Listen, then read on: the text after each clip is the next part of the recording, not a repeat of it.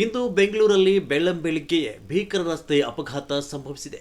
ನಗರದ ಪ್ರಮುಖ ಜಂಕ್ಷನ್ ಆದ ಕೆಆರ್ ಸರ್ಕಲ್, ಕೃಷ್ಣರಾಜೇಂದ್ರ ಸರ್ಕಲ್ ಬಳಿ ಎರಡು ಬಿಎಂಟಿಸಿ ಬಸ್ಗಳ ನಡುವೆ ಭೀಕರ ರಸ್ತೆ ಅಪಘಾತ ನಡೆದಿದ್ದು, ಹಲವು ಪ್ರಯಾಣಿಕರು ಗಂಭೀರವಾಗಿ ಗಾಯಗೊಂಡಿದ್ದಾರೆ. ಅಲ್ಲದೆ ಅಪಘಾತದ ಬಳಿಕ ಗಾಯಗೊಂಡವರನ್ನು ಬಸ್ನಿಂದ ಹೊರತೆಗೆಯಲು ಹರಸಾಹಸ ಪಡಲಾಗಿದೆ.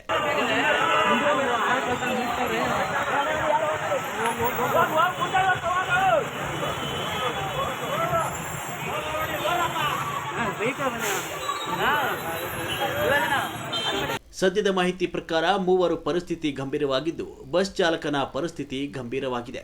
ಇನ್ನು ಈ ಅಪಘಾತದಿಂದ ಬಸ್ನಲ್ಲಿ ಪ್ರಯಾಣಿಕರು ಹೊರಬರಲಾಗದೆ ಸಿಲುಕಿಕೊಂಡಿದ್ರು.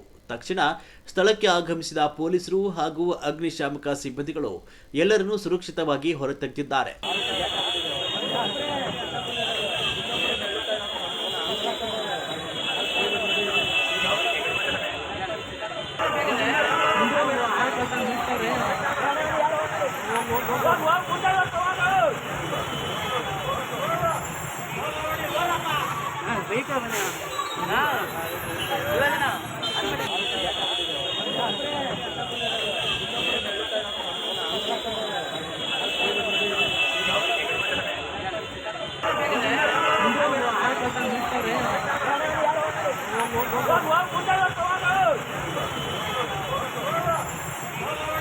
ಬರೋಬ್ಬರಿ 2 ಗಂಟೆಗಳ ಕಾಲ ಕಾರ್ಯಾಚರಣೆ ಬಳಿಕ ಯುವತಿಯನ್ನು ಹೊರತೆಗೆದು ಆಸ್ಪತ್ರೆಗೆ ದಾಖಲಿಸಲಾಗಿದೆ.